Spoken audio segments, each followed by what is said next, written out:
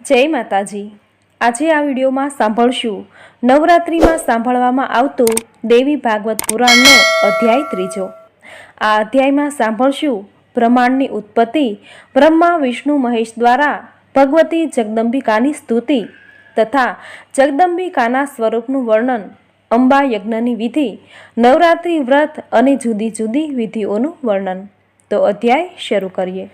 એક દિવસે જન્મેજયે પૂછ્યું, પ્રભુ, આપે અંબા યજ્ઞ દ્વારા દેવીની આરાધનાની વાત કહી, તે દેવી ક્યાં છે?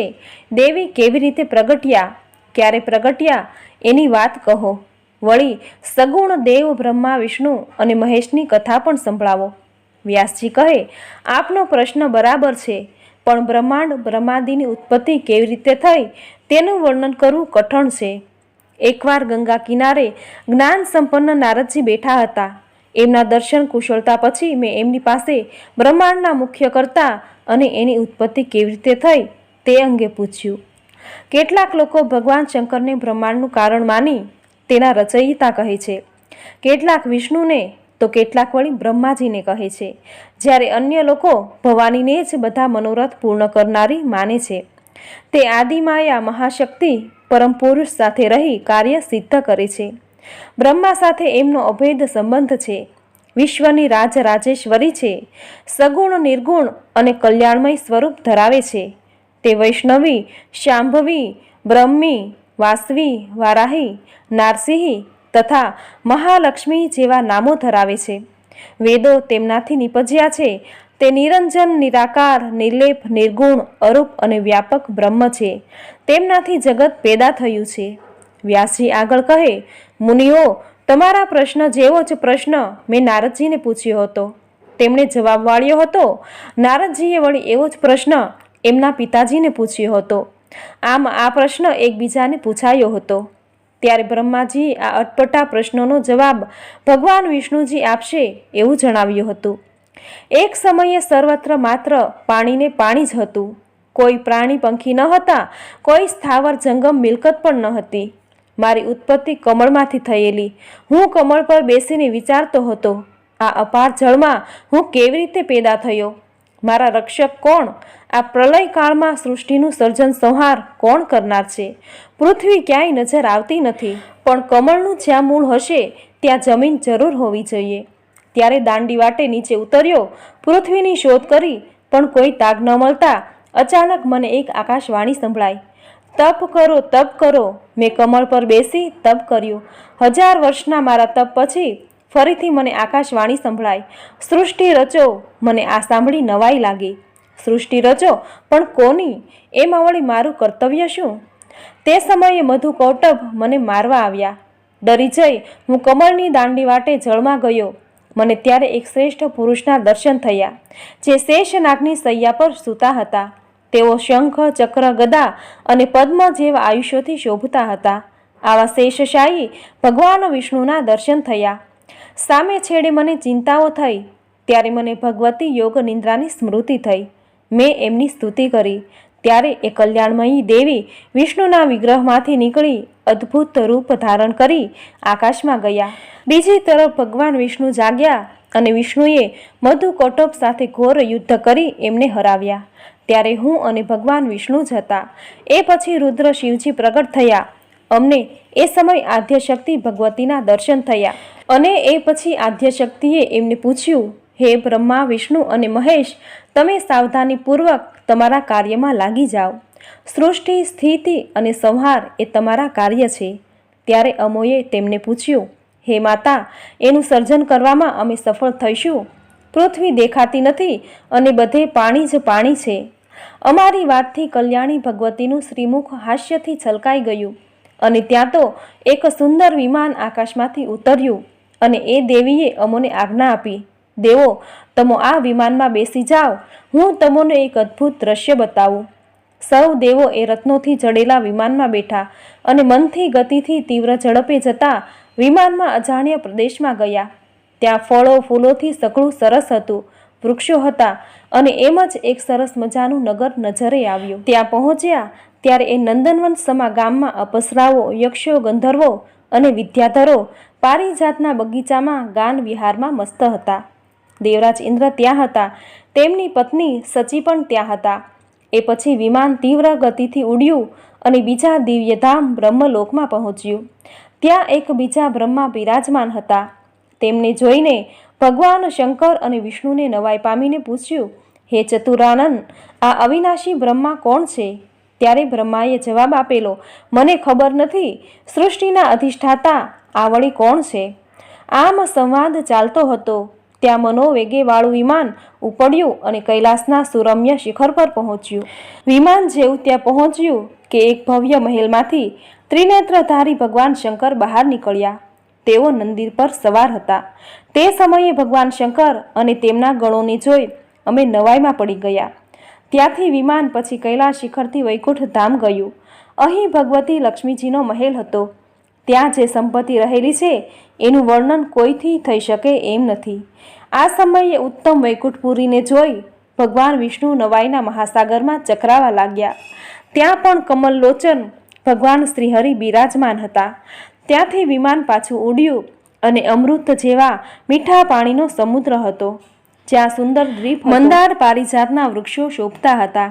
આખો દ્વીપ મનોહર વૃક્ષોથી શોભી રહ્યો હતો.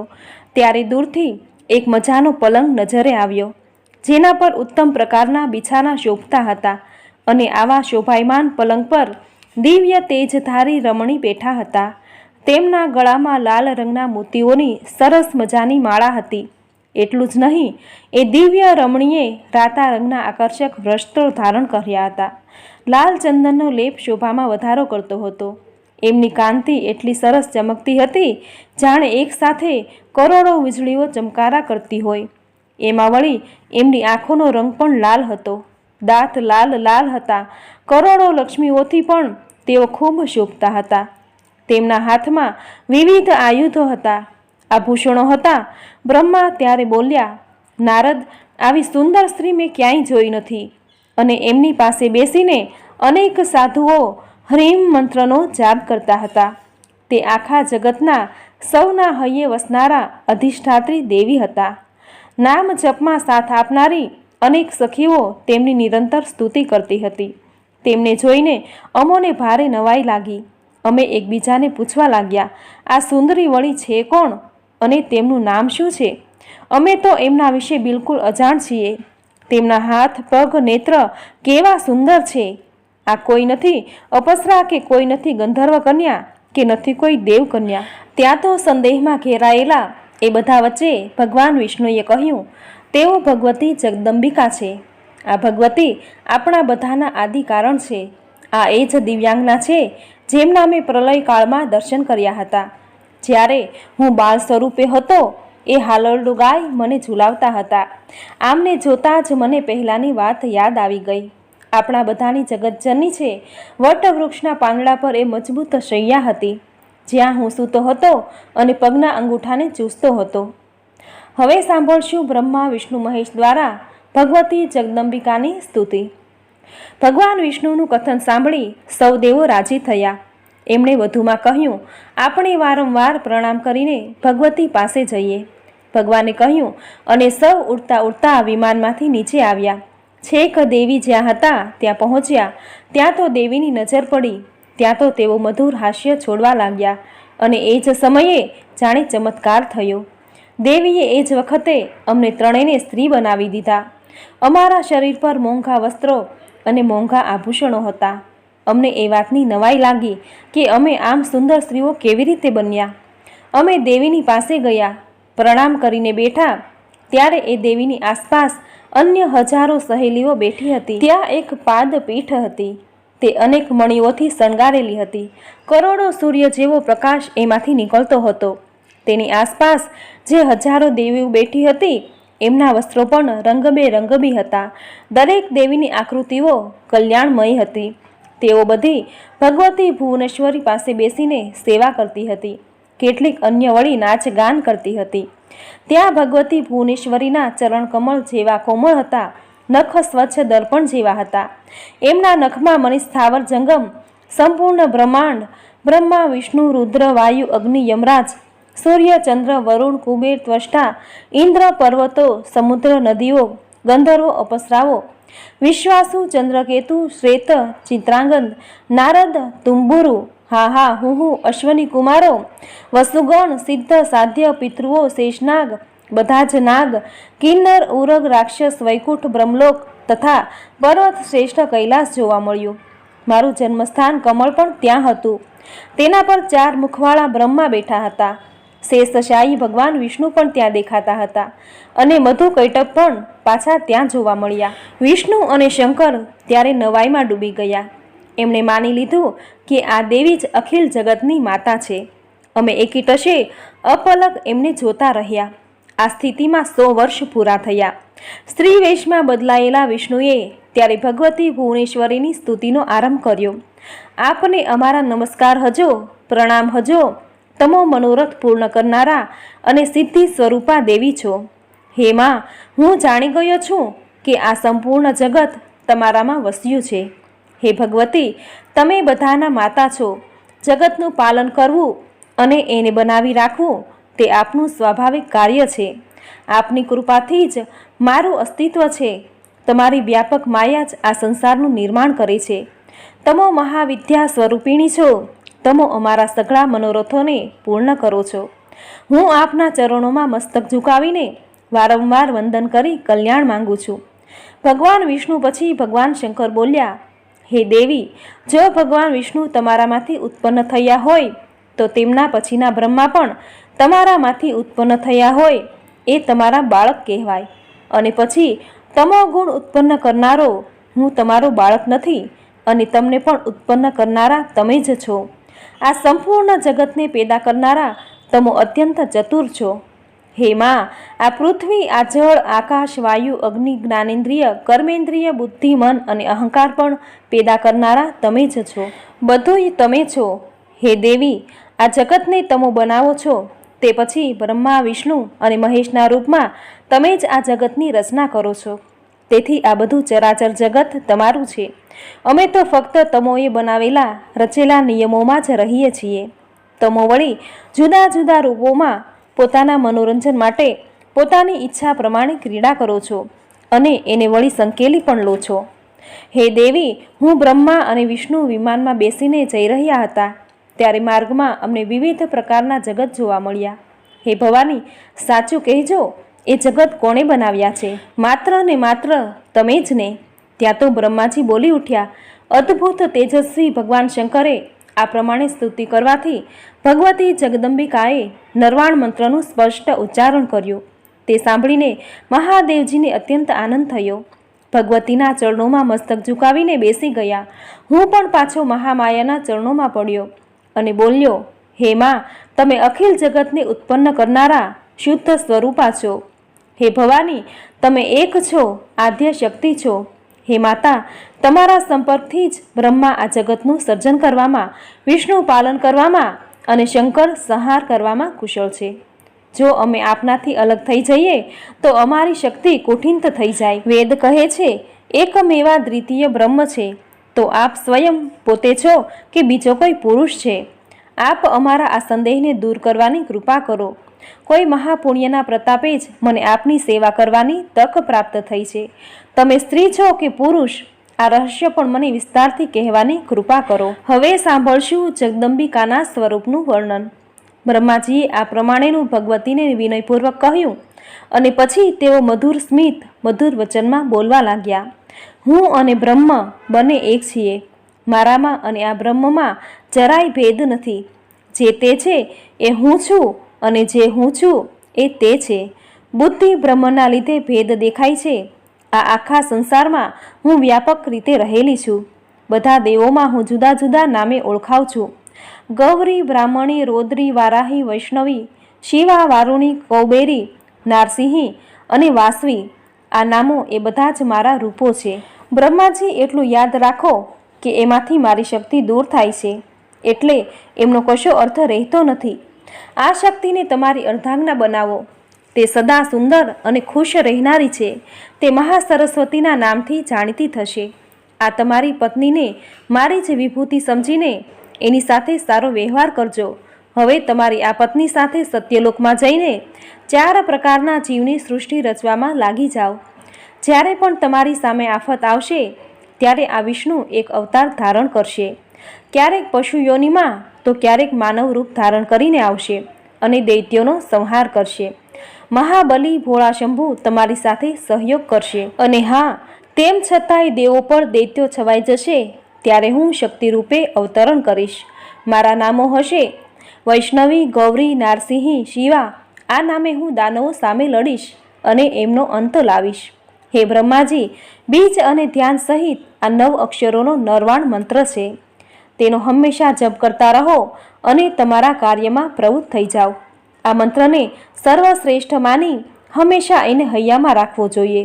બ્રહ્માજી કહે, આ પ્રમાણે મને આજ્ઞા આપીને ભગવતીએ ભગવાન વિષ્ણુને કહ્યું, હવે તમે પણ મને મુગ્ધ કરવાવાળી આ મહાલક્ષ્મીને લઈને પધારો. આ કલ્યાણી સર્વના મનોરથો પૂર્ણ કરનારી એક શક્તિ છે અને હવે તમો સદાયને માટે લક્ષ્મી નારાયણના નામે ઓળખાશો. તમે પણ મુખ્ય દેવતાઓ સાથે મળીને યજ્ઞ ભાગ ગ્રહણ કરજો.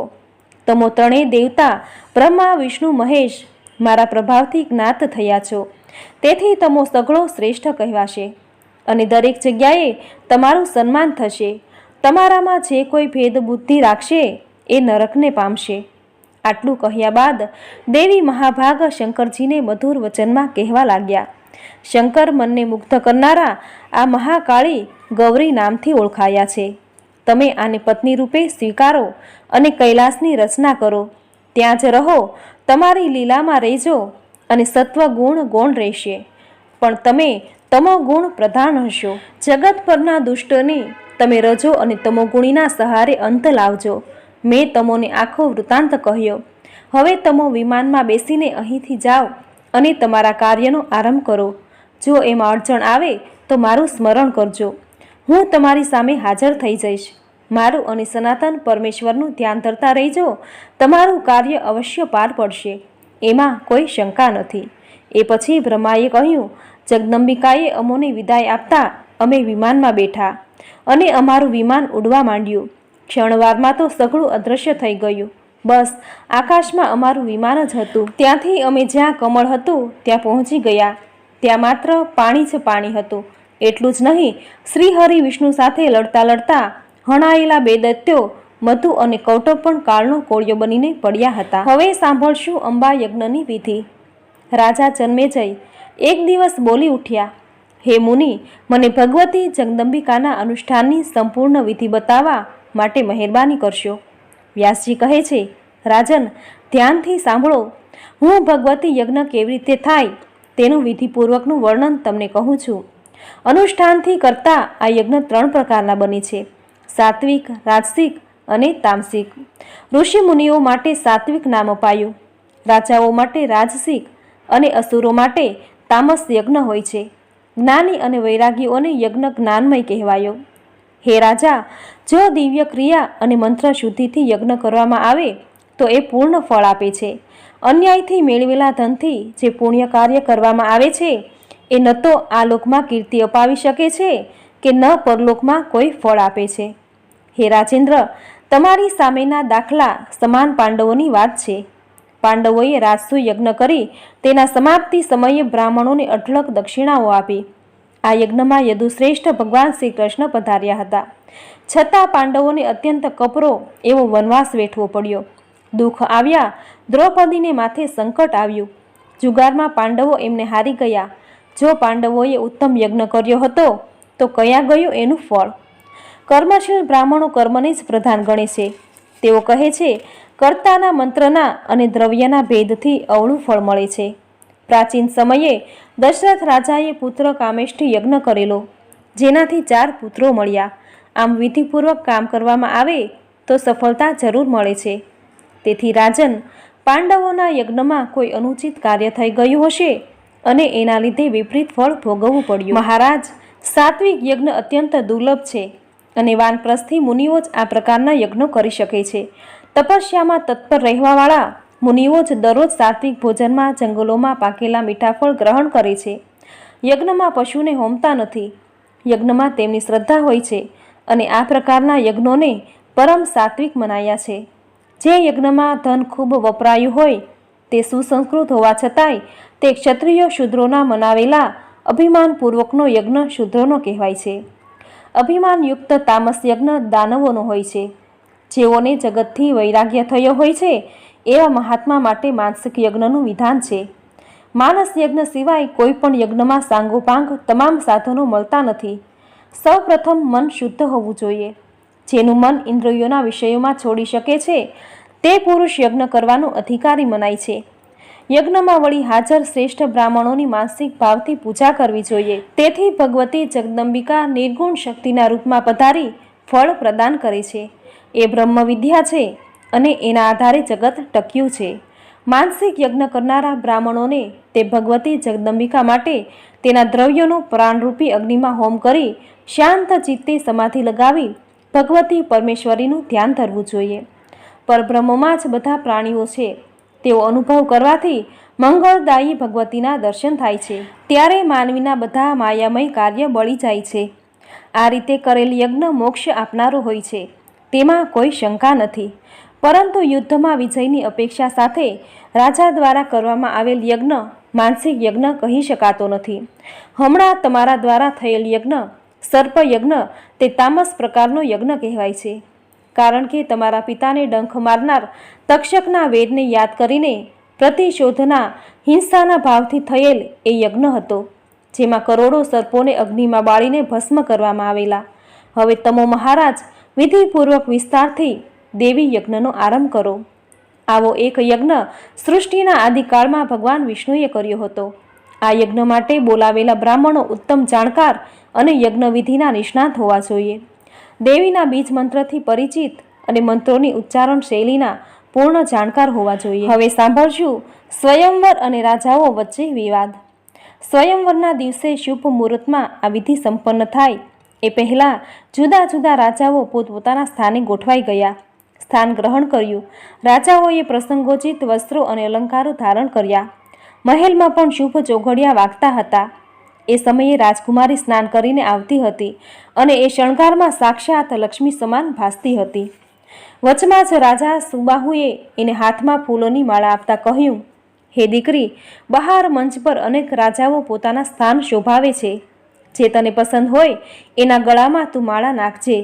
હા, બહાર બેઠેલા એ રાજાઓ ગુણવાન, રૂપમાન અને ઉત્તમ કુળના છે. પિતાએ કહ્યું, પણ શશિકલાએ તેમ કરવાનો ઇનકાર કર્યો અને કહ્યું, બીજી સ્ત્રીઓ આમ જીવતા જાગતા કામદેવના પુતળા સામે ભલે જાય, હું જવાની નથી. જો આપ મારું હિત ઈચ્છતા હો તો સારું મુહૂર્ત જોઈ સુદર્શન સાથે મારા લગ્ન કરાવી આપો. શશિકલાએ જણાવ્યું. રાજા સુબાહુ પર જાણે વીજળી પડી. એણે કહ્યું, દીકરી, આ ટાણે હું એમને તારી વાત કરીશ તો તેઓ મને જીવતો છોડશે નહીં, મને મારી જ નાખશે. આ પ્રમાણે ચિંતામાં ઘેરાયેલા સુબાહુએ બહાર જઈને મંચ પર બેઠેલા રાજાઓ ભણી પ્રણામ કરતા કહ્યું, મહાનુભાવો, હું કહેતા એક આંચકો અનુભવું છું કે મારી પુત્રી સ્વયંવરમાં આવતી નથી. હું તમારા સૌનો સેવક છું. તમારા ચરણોમાં માથું મૂકીને કહું છું કે આપ પૂજનનો સ્વીકાર કરી તમારા પોતાના સ્થળે જવાની કૃપા કરો. હું આપ લોકોનો કૃપા પાત્ર છું. હું તમારા સૌનો સેવક છું. હવે મારી આ પુત્રીને તમારી પુત્રી ગણવી જોઈએ. મહારાજા સુબાહુની આ વાત પછી ઘણા રાજાઓ મૌન થઈને ચાલ્યા જવાની તૈયારી કરતા હતા. ત્યાં એ સમયે હાજર યુધાજીતની આંખોમાં ખૂન ઉતરી આવ્યું. એ બોલવા માંડ્યો, સુબાહુ, તું સાચે જ મૂર્ખ છે. તારી આવી સ્થિતિ હોય તો અમોને શા માટે બોલાવ્યા? શું તું અમારા સૌનું અપમાન કરીને તારી કન્યાને સુદર્શન સાથે પરણાવવા માંગે છે? હું હમણાં જ તને વધ દંડ આપું છું. એ પછી તારા સુદર્શનનો વધ કરું છું. એ પછી તારી કન્યાનું લગ્ન મારા દોહિત્ર સાથે કરજે. હે રાજા, તું તારી કન્યાને દાસીઓ સાથે લઈ આવ. એ સુદર્શન સિવાય અન્ય રાજાની સાથે લગ્ન કરશે તો મને કોઈ વાંધો નથી, કોઈ વિવાદ નથી. અહીં હાજર સૌ રાજાઓ ઉચ્ચ કુળના છે, શ્રેષ્ઠ અને ધનવાન છે. માટે જા, મેં સોંપેલ કાર્ય કર અને ખોટો વિવાદ ઊભો ન કર. એ તને નુકસાનકારક સાબિત થશે. યુધાજીતના આવા ઉશ્કેરણીજનક વાક્યોથી સુબાહુના દુઃખમાં ઓર વધારો થયો. એ મહેલમાં પાછો ગયો અને પત્નીને કહી ઉઠ્યો, હે રાણી, તું આપની શશિકલાને સમજાવ. બહાર સ્વયંવરમાં તે ભારે વિવાદ ઊભો થયો છે. આવા સમયે હું શું કરી શકતો નથી, કારણ કે હું તો તારી વશમાં છું. રાજાની વાત સાંભળી રાણી શશિકલા પાસે ગયા અને સમજાવવાની શરૂઆત કરી. જો બેટા, તું હઠ કરીને સુદર્શન સાથે જ લગ્ન કરીશ તો યુધાજીત આપણી સાથે યુદ્ધ કરીને આપણને સૌને મારી નાખશે. આમ માતાએ કહ્યું. છતાં એ પાછળ રહેલા ભયનો શશિકલા પર કોઈ પ્રભાવ ન પડ્યો. એ તો ડર રાખ્યા વિના જ કહેવા લાગી, આપ નિશ્ચિત થઈને મારા લગ્નની વિધિને સંપન્ન કરો અને મારો હાથ તમો સુદર્શનના હાથમાં સોંપી દો, જેના નામનું સ્મરણ કરતાં અનેક નાના મોટા દુઃખનો અંત આવે છે. એ ભગવતી ચંદ્રિકા આપનું કલ્યાણ કરશે. આજ રાત્રે તમો વૈદિક વિધિથી સુદર્શન સાથે મારા લગ્ન કરાવી દો. હું એકલી જ જઈશ સુદર્શનની સાથે. હવે સાંભળશું શશિકલાનો સુદર્શન સાથે વિવાહ. વ્યાસજી આગળ બોલ્યા. રાજા સુબાહુનું મન ખૂબ પવિત્ર સાફ હતું. પુત્રીનો ઈરાદો સાંભળી એ પાછો બહાર જ્યાં પેલા રાજાઓ બેઠા હતા ત્યાં આવ્યો અને કહેવા લાગ્યો, મહાનુભાવો, હમણાં તમારા મુકામે પધારો. આવતીકાલે તમો અહીં પધારજો અને વિવાહનો કાર્યક્રમ વિધિવત સંપન્ન કરીશું. આ રાતે રાજા સુબાહુએ અંતઃપુરમાં ગુપ્ત સ્થાને મંડપ બનાવી તેમાં પુત્રી શશિકલાને વેદ વિધિ મુજબ પરણાવી દીધી. આ તરફ સુબાહુને આમ કરીને રાજાઓને એક પ્રતીક્ષામાં રાખ્યા તો બીજી તરફ શશિકલાના એણે લગ્ન કરાવી દીધા સુદર્શનની સાથે. અને આ વાત છેક બહાર આવતા અન્ય રાજાઓ ખળભળી ઉઠ્યા. તેઓ નગરની બહાર જઈને એકઠા થયા.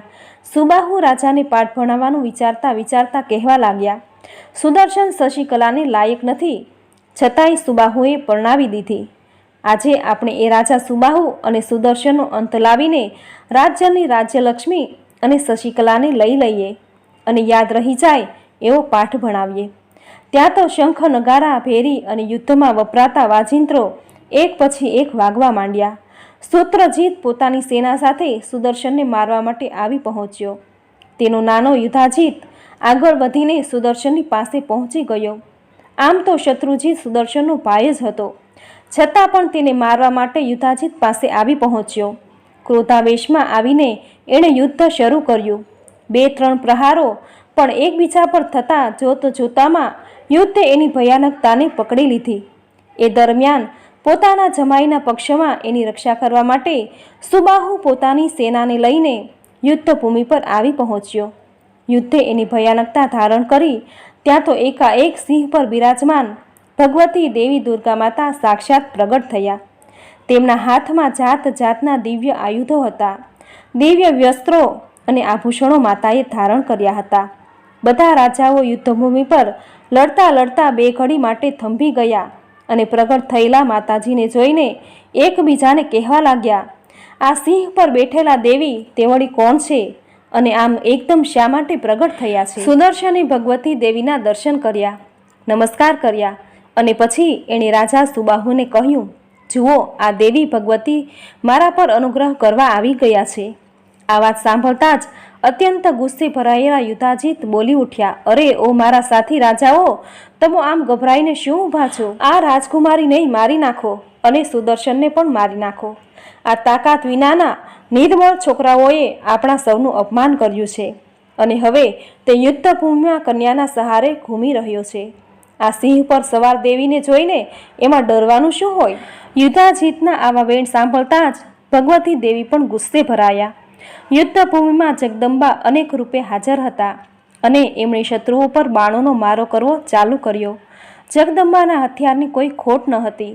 એમના હાથમાં વિવિધ હથિયારો હતા. થોડી જ પળો માટે યુદ્ધ લડાયું, જેમાં યુધાજીત અને શત્રુજીતનો ખેલ સમાપ્ત થઈ ગયો. રથમાંથી નીચે પડ્યા કે કાયમ માટે ઊભા ન થઈ શક્યા. માતાજી સામે લડનારો કદી જીતે ખરો? સુબાહુએ માતાજીને જોતા જ, એમની લીલાને જોતા જ નમસ્કાર કરી ઉઠ્યો અને માતાજીને બે હાથ જોડીને પ્રાર્થના કરવા લાગ્યો, જગત ધારણ કરનારા દેવી, આપને મારા પ્રણામ. આપ સૌને જન્મ મરણના ભયચક્રમાંથી મુક્ત કરવાની ક્ષમતા ધરાવો છો. આમ પ્રાર્થના કરી. આ પ્રમાણે સ્તુતિ કરવાથી દેવી ભગવતી જગદંબા રાજી થયા અને રાજા સુબાહુ ભણી નજર કરતા કહ્યું, રાજન, તારી પર હું રાજી થઈ છું, કોઈ વરદાન માંગ. હવે સાંભળશું કાશીમાં સુબાહુએ દુર્ગા માતાની પ્રતિષ્ઠા કરાવી. વ્યાસજી આગળ કહે છે, માતાજીના મુખેથી વરદાનની વાતથી સુબાહુ ગદગદ થયો અને બે હાથ જોડી બોલી ઉઠ્યો, હે માતે, ત્રાજવાના પલ્લામાં એક બાજુના પલ્લામાં ભૂલોક અને બીજામાં દેવલોકનું રાજ્ય રાખવામાં આવે ત્યારે આપનું રાજ્ય ચડિયાતું છે. વળી આપના દર્શન માત્રથી ધન્ય બની જવાય અને એની તુલના વળી કોઈની સાથે ન થાય. આપ શ્રેષ્ઠ નાય શ્રેષ્ઠ છો. આપની દયાનો કોઈ પાર નથી. તમોએ વરદાન માંગવા મને કહ્યું છે, પણ હું શું માંગુ? હા, આ નગરી કાશીપુરી જ્યાં સુધી આ પૃથ્વી પર રહે ત્યાં સુધી આપ આ નગરીને છોડશો નહીં. બસ મને આટલું વરદાન આપો. સુબાહુની પ્રાર્થના સાંભળતા ભગવતી દુર્ગાએ કહ્યું, રાજન, કાશીપુરમાં મારો કાયમ માટે નિવાસ હશે. અને હા, મહાભાગ સુદર્શન, તારી પ્રાર્થના મેં સાંભળી છે. હવે તું અયોધ્યા જા અને કુળની પરંપરા મુજબ રાજ્યનો વહીવટ ચલાવ. અને હા, મને સદા યાદ રાખીને પૂજા કરવાનું ચૂકીશ નહીં. ભગવતી દુર્ગા આટલું કહી અંતર ધ્યાન થઈ ગયા. માતાજીની સૂચના બાદ સુદર્શન અને એમના મિત્રો રાજમહેલમાં આવ્યા. ત્યાં આગળ શત્રુજીતની માતા દુઃખમાં ડૂબેલા હતા. એવી સ્થિતિમાં પ્રણામ કરીને સુદર્શને કહ્યું, તમારો પુત્ર શત્રુજીત અને પિતા યુધાજીત યુદ્ધમાં માર્યા ગયા છે. યુદ્ધભૂમિમાં એમનો કરુણ અંત આવ્યો છે. ભગવતી દુર્ગાએ એમના પ્રાણ આંચકી લીધા છે. તમને ભલે લાગતું હોય કે હું દોષી છું, પરંતુ એ સાચું નથી. બનવા કાળ બધું એના સમય મુજબ બને જ છે. હવે મારી આપને એક નમ્ર અરજ છે કે તમો એમની પાછળનો શોક છોડી દો. હે માતે, હવે હું આપનો સેવક છું. એક માતા મારી મનોરમા છે. હવે આપ પણ મારી માતા જ છો. સુદર્શનની આવી વાત સાંભળતા જ લીલાવતી ક્ષોભ પામ્યા.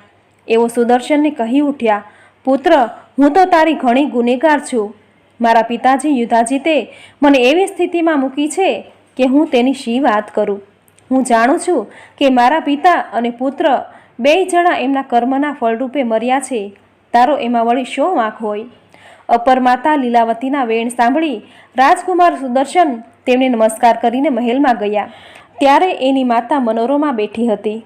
ત્યારે સુદર્શને દેવી ભગવતી માટે સોનાનું સુંદર સિંહાસન બનાવી તેના પર દેવી ભગવતીને પધરાવતા કહ્યું, માતે, હું સદાય તારી પૂજા કરતો રહીશ.